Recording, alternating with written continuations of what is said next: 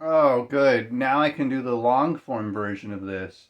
Still no editing, but I've got scripts and I've got the basic modicum of research here. So now we're going to compare some numbers. This is going to be 100% a facts don't care about your feelings type video. Trans people beware. So look, the OG Switch coming in at 32 gigabytes of space before SD cards, ignore that, with a 6.2-inch screen, LCD screen, that could only play up to 720p. And then once you dock it, then the games are 1080-ish. And that price point came at around $300. So here we go. The OG Switch, it's a portable home console. The controllers that are on either end break off and become their own controllers, so you can play multiplayer games on the go and all these other things. People were elated. I was elated. I thought this was the greatest thing since sliced bread. $300. No one batted an eye. I bought it day one. I was literally the first in line at the store in my town. Everyone loved it. It was great. Couldn't have been better. No one complained. Then the OLED model came out. Twice as big with 64 gigabytes. Again, you could upgrade it. It's not the point. 7-inch screen, but it's OLED, not LCD. Still only 720p. And an original price of $350.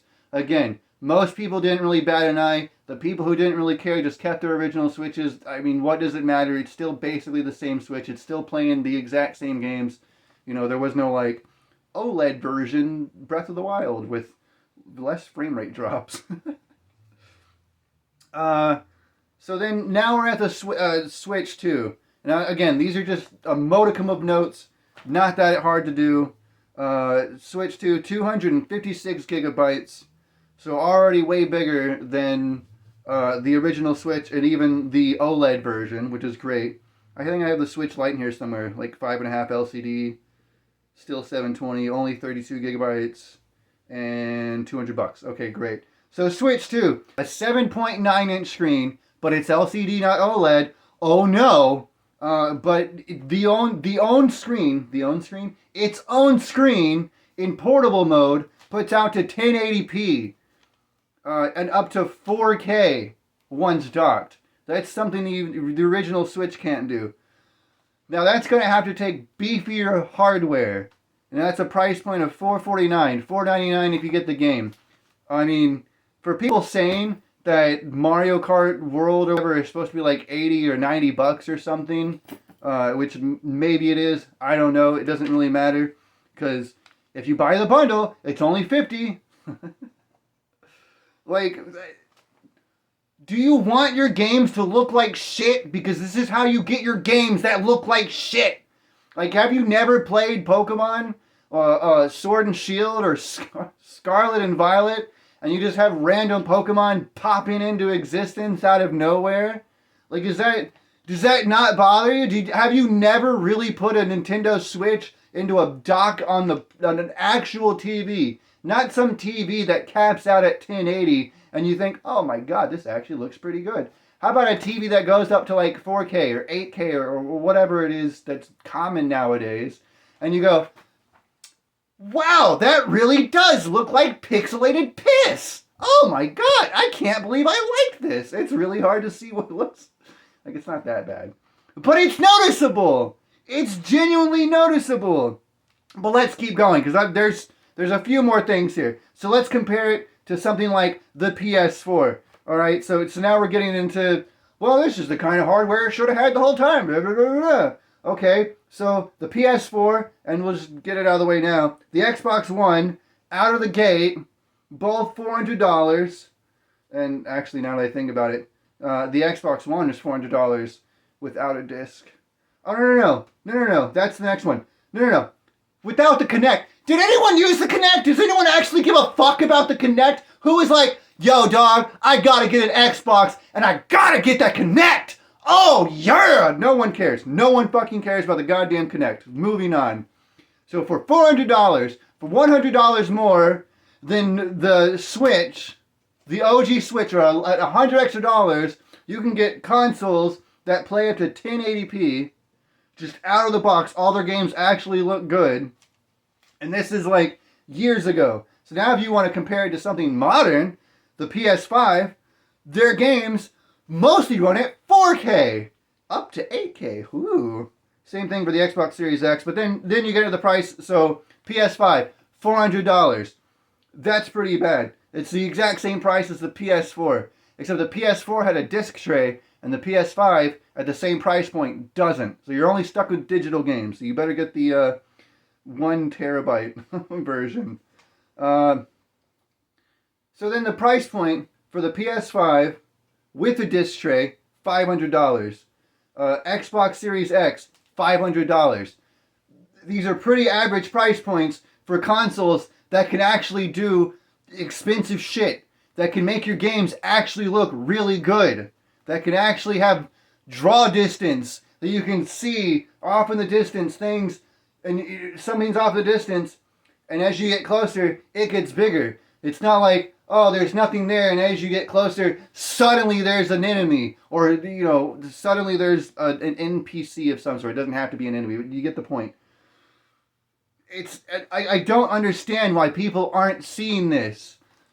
If at some point, I swear to God, at some point, you have to notice, you have to be able to say, oh man, this game doesn't look that good. I sure wish the frame rate was higher. I sure wish the draw distance was better. I sure wish it looked nicer.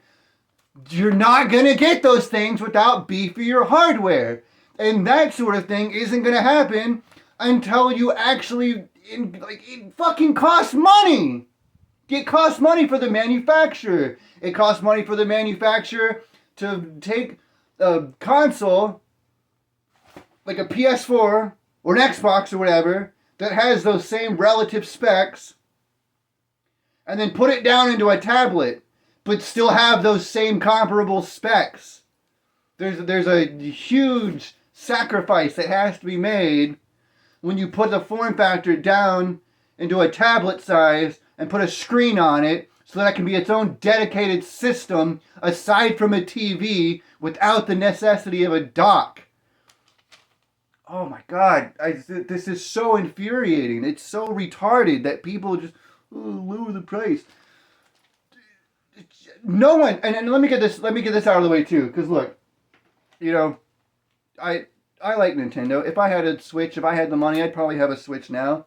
I like Nintendo. I like their old games. I like being able to play old Pokemon. I guess I'm gonna duel this lady or something. I don't know. But like, and no one's gonna complain about a price cut. Like, that's the thing I'm gonna get out of the way. Remember when the Nintendo 3DS came out? Not this one. This is the new 2DS XL. God, their naming conventions are shit. But I'm talking about the original 3DS before the new 3DS. But back when that 3DS was new. Follow? So, and that came out, what, it was like $300 something or whatever, like $350 I think. And then they were like, oh man, that's not doing so hot. And they price cut it down to $250 and it was better. Everyone liked it. Everyone liked this.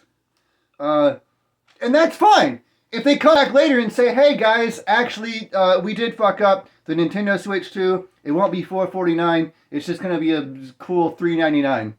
Or $449 if you get the Mario Kart bundle. Like, okay, fine. No one's going to complain about a price cut. But the fact that people are complaining about the general pricing, it just blows my mind.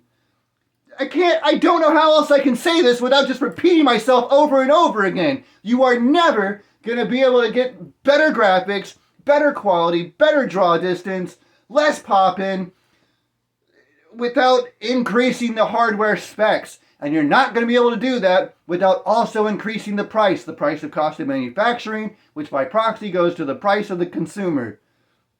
And I've had people say, oh, you're just right in Nintendo. You got Nintendo's dick. Do I look like I have a dick in my mouth?